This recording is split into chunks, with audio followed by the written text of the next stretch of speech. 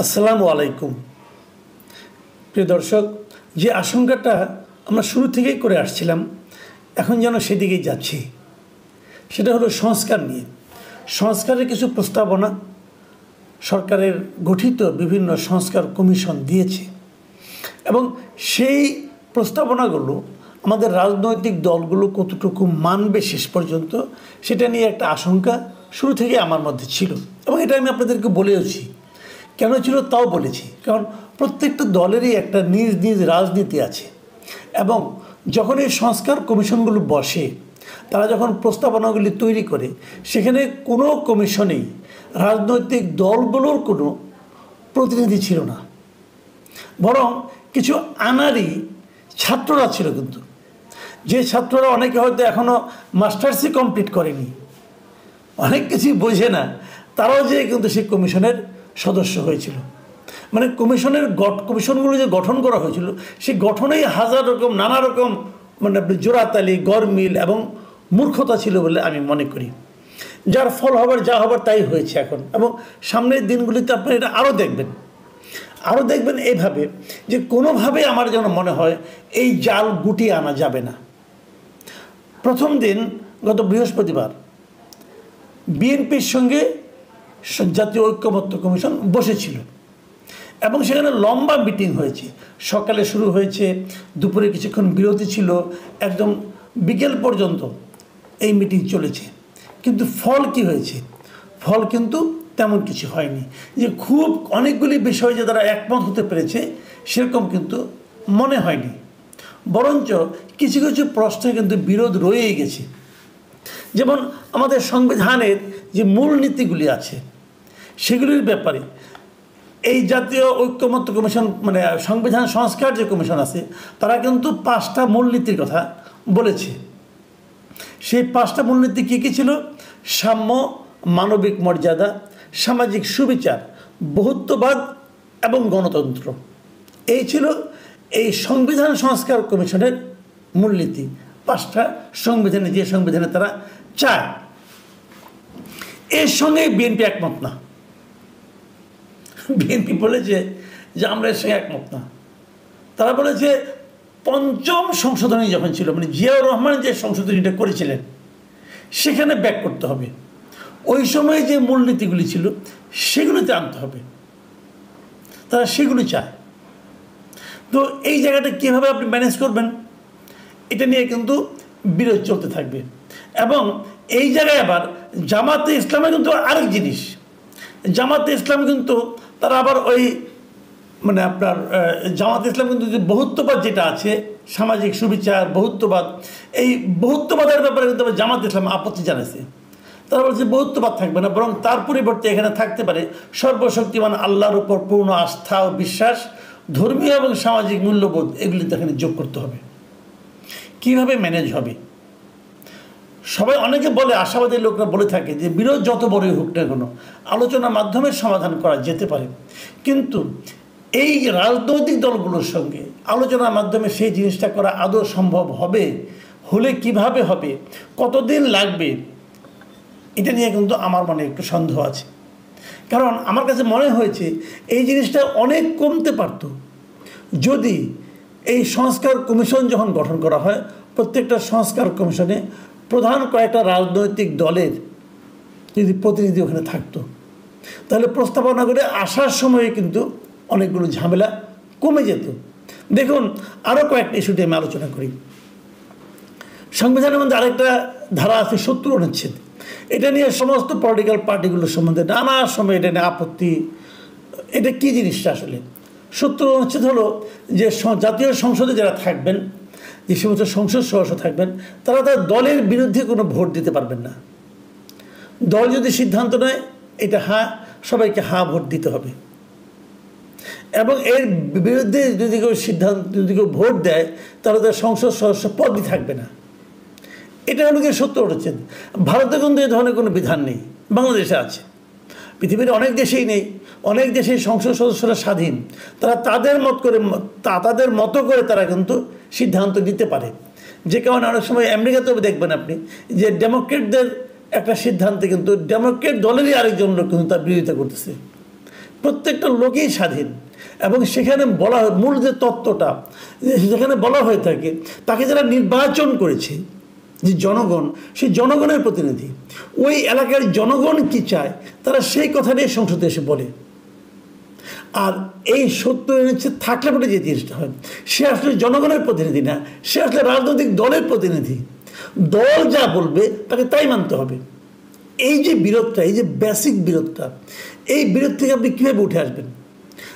যে সংবিধান সংস্কার কমিশনের যে রিপোর্ট আছে, যে প্রতিবেদন আছে, সেখানে তারা 70 অনুচ্ছেদকে প্রায় বাতিল করে দিয়েছে। বলেছে যে একমাত্র অর্থ বিল ছাড়া এবং অনাস্থা ভোট ছাড়া অন্যান্য সকল ক্ষেত্রে তারা স্বাধীনভাবে ভোট দিতে পারবে, এটা বলা হয়েছে। কিন্তু এখানেও কিন্তু বড় দলগুলিতে প্রায় সবাই, এমনকি এনসিপি যে আছে নতুন দল, জাতীয় নাগরিক পার্টি, তারা পর্যন্ত কিন্তু এটা বাতিলের পক্ষে না।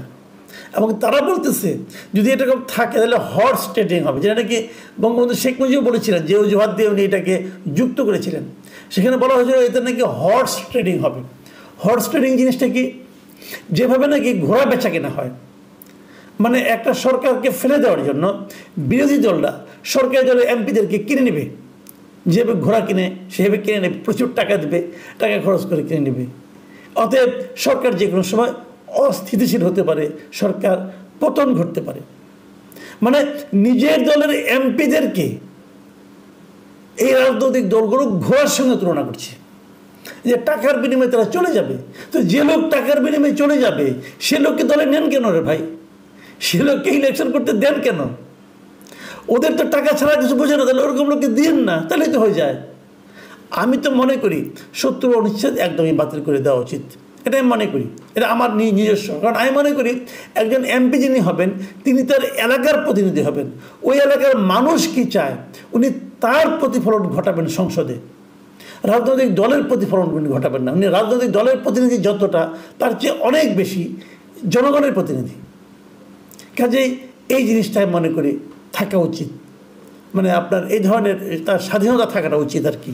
মানে 70 অনুচ্ছেদ আমি মনে করি বাতিল করে দেওয়া উচিত। কিন্তু এটা বাতিল করা যাবে কি না মনে হয় না, কারণ সবাই দেখছি এটা বিরোধিতা করছেন। আবার কালকে আলোচনায় কিছু কিছু বিষয় দেখা গেছে যেখানে নাকি কিছুটা একমত হয়েছে আংশিক, আবার কিছুটা আংশিক একমত হয়নি।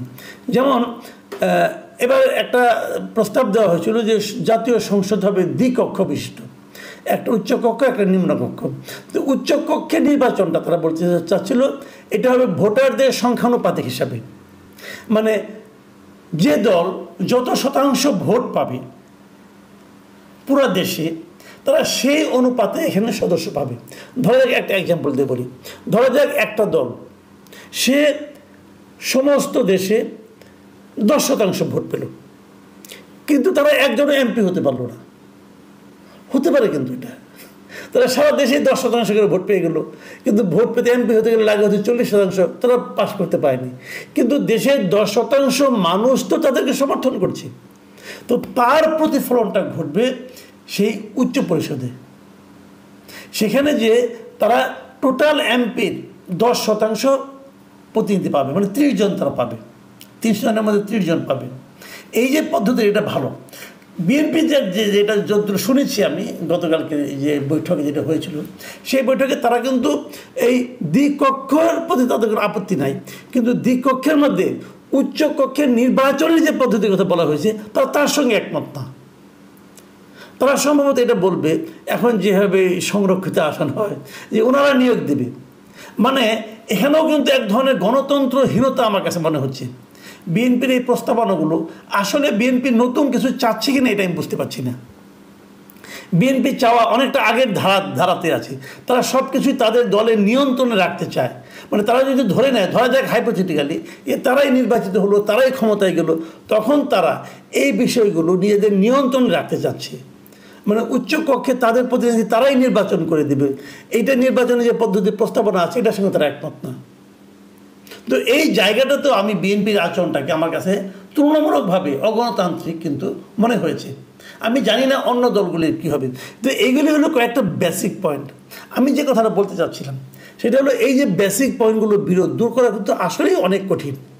আর আলী রিয়াজ সাহেবের এটা মোটামুটি প্রধান, যদিও ডক্টর ইউনূসেরই নেতৃত্বে হচ্ছে আলী রিয়াজ সাহেব সহসভাপতি। কিন্তু গতকালকের মিটিংয়ে কিন্তু আমরা দেখেছি যে ডক্টর ইউনূস নয়, আলী রিয়াজ সাহেবই কিন্তু এই জাতীয় ঐক্যমত্য কমিশনের এখান থেকে নেতৃত্ব দিয়েছেন। তো আলী রিয়াজ সাহেবের ক্যারিশমা, উনি এতটা ক্যারিশমেটিক বোধহয় নয়, আমি যতটুকু বুঝি, যে উনি যে ওনার ক্যারিশমা দিয়ে, ওনার ব্যক্তিত্ব দিয়ে এই পলিটিক্যাল লিডারদের উপর প্রভাব বিস্তার করতে পারবেন এবং ওনাদেরকে বোঝাতে সক্ষম হবেন যে কী করা উচিত, কী করা উচিত না। আমার মনে হয় সেটাও বোধহয় উনি ওই মাপের পার্সোনালিটি বলে আমার কাছে মনে হয় না। কাজে সেক্ষেত্রে আলটিমেটলি এই জাতীয় ঐক্যমত্যের ভবিষ্যৎ কোথায় গিয়ে দাঁড়াবে আমি বলতে পারি না। যদি শেষ পর্যন্ত ঐক্যমত্য না হয়, রোববার দিন মানে বিএনপির সাথে আরেক দফা বসবে, তারপর অন্যান্য দলের সঙ্গে বসবে। এক এক দল, ছোট দলগুলি কিন্তু আবার বায়নাকে বেশি, ছোট দলের কিন্তু হিসাব নিকাশ বেশি। এখন তারা যে শেষ পর্যন্ত কি বলবে, কতটুকু এটা মেলানো যাবে, কতটুকু মানে আপনার মানে ঐক্যমত্যে পৌঁছানো যাবে, কে কতটুকু ছাড় দেবে, এটা শেষ পর্যন্ত কী দাঁড়াবে আমি জানি না। কিন্তু এটা যদি এইভাবে চলতে থাকে তাহলে কিন্তু সময় ক্ষেপণটা হবে। তাহলে যে আশঙ্কাটা আমরা বারবার করছিলাম যে নির্বাচন বিলম্বিত হবে, নির্বাচন প্রলম্বিত হবে, সেদিকে কিন্তু দেশ যেতে পারে। কাজেই আমি আশা করব, এখনও পলিটিক্যাল পার্টিগুলির প্রতি আমার অনুরোধ থাকবে যে যে পয়েন্টে আপনারা একমত হতে পারেন। এই সংস্কার কমিশনের রিপোর্টে অনেক ঘাটতি আছে, আমি নিজেও মনে করি অনেক বিষয়ে অনেক ঘাটতি আছে, অনেকগুলি জায়গায় মনে করি অপ্রয়োজনীয় প্রস্তাবনা আছে। সেগুলো আপনারা মেনে নিন, সেগুলো আপনারা আন্ডারস্ট্যান্ডিংয়ের মধ্যে আসুন, কিন্তু গোদ হয়ে থাকবেন না। আপনারা আন্ডারস্ট্যান্ডিংয়ের মাধ্যমে আসুন, নিজের দলের কথা ভাববেন না, জনগণের কথা ভাবুন এবং জনগণ কি চায়, কিসে জনগণের ভালো হবে। আপনারা হয়তো ভাবছেন আমি কালকে ক্ষমতায় যাব, আমি যা যাবো তাই জনগণ চাবে, কিন্তু তাই যে জনগণ চায় না এটা তো নিশ্চিত 2024 আপনারা দেখেছেন। কিন্তু জনগণের যদি অমতে আপনারা কিছু করেন, জনপ্রত্যাশার বিপরীতে কিছু করেন, তার ফলাফলও কিন্তু খুব ভয়াবহ হয়। সেই বিষয়গুলো মাথায় রেখে পুরো জাতির কথা চিন্তা করেন, দলের কথা, নিজের কথা চিন্তা না করে যদি আপনারা অগ্রসর হতে পারেন, আমরা মনে করি এই দেশটা সামনের দিকে অগ্রসর হতে পারবে। আমরা সবাইকে রিকোয়েস্ট করব, সংস্কার কমিশনকে বলবো, রাজনৈতিক দলগুলোকে বলবো, সরকারকে বলবো যে আপনারা একটা বেসিক পয়েন্টে একমত হন। খুঁটিনাটি বিষয়গুলো ওগুলো পরে সমাধান করা যাবে মানুষের চাহিদা অনুযায়ী। প্রিয় দর্শক, এখন এ পর্যন্তই। আমরা এই জাতীয় ঐক্যমত্য কমিশনের যে প্রচেষ্টা, যে অগ্রসরমানতা, এর সাফল্য কামনা করি। আমরা আশা করি দ্রুত এই সমস্যার সমাধান হবে। ভালো থাকবেন আপনারা। আল্লাহ হাফেজ।